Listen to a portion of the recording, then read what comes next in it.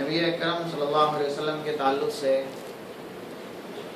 داڑھی کی جو کیفیت وارد ہوئی ہے،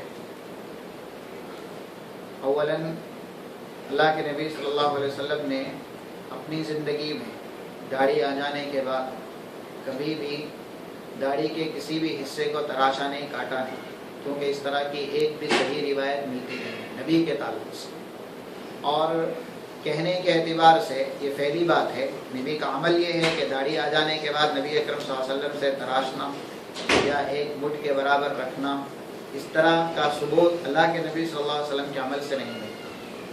جہاں تک اللہ کے نبی صلی اللہ علیہ وسلم نے امت کو تعلیم دی ہے، کہاں ہے، اس کے اندر بھی جو الفاظ ہیں، جیسا کہ اعف اللحى، داڑھی جیسی آئے ویسی چھوڑ دو، یعنی معاف کرو، تو یہ لفظ جو ہے عفو میں، انسان جب اپنے گناہ کی معافی مانگتا ہے تو اس کا مقصود یہ نہیں ہوتا کہ اللہ کچھ معاف کر دے اور کچھ چھوڑ دے۔ عفو میں، معافی میں، جب بھی وہ اللہ سے معافی کا سوال کرتا ہے سارے گناہ ہی ہوتے ہیں، ایسا نہیں ہے کہ صغیرہ نہیں ہے کبیرہ کی معافی کا سوال کر رہا۔ تو اعف اللحى، عفو کا لفظ ہے، داڑھی جیسے آئے ویسے چھوڑ دینی چاہیے۔ اور اعف اللحى یعنی داڑھی جس طریقے سے آ رہی ہے اس طریقے سے آپ کو اس کی حد پہ چھوڑنا ہے۔ جہاں تک سوال صحابی رسول کا ہے، عبداللہ ابن عمر کا، انہوں نے ایک مٹھ سے زیادہ داڑھی کاٹی ہے، تو صحیح بات جیسا کہ مصنف ابن ابی شیبہ میں ہے عبداللہ ابن عمر کے تعلق سے، وہ قرآن کی ایک آیت سے استدلال کرتے تھے، یہ ان کا اجتہاد تھا۔ محلقین رؤوسکم ومقصرین، حاجی یا معتمر جب حج کرنے کے بعد یا عمرہ کرنے کے بعد حلق کروائے گا، محلقین رؤوسکم، حلق سر کا ہوگا، ومقصرین لحا، اور تقصیر جو ہوگی، کاٹنا جو ہوگا وہ داڑھی کا ہوگا۔ عبداللہ ابن عمر نے اس آیت سے یہ سمجھا، حالانکہ یہاں واو اپنے حقیقی معنی میں ہے، او کے معنی میں، محلقین رؤوسکم او مقصرین، اختیار ہے۔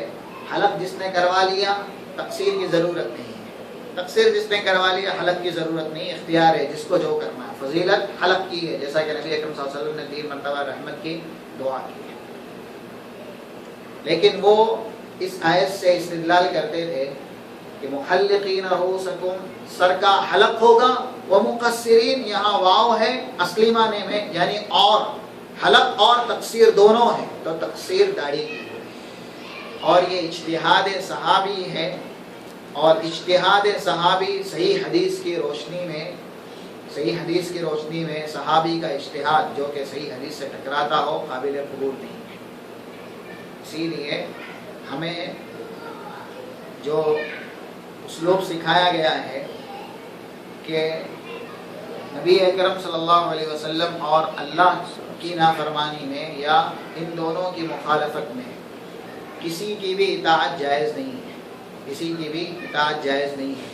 اور عبداللہ ابن عمر، حضرت ابو ہریرہ، ان دونوں سے نبی اکرم صلی اللہ علیہ وسلم کی حدیث مروی ہیں کہ داڑھی جیسی آئے ویسی چھوڑ دو۔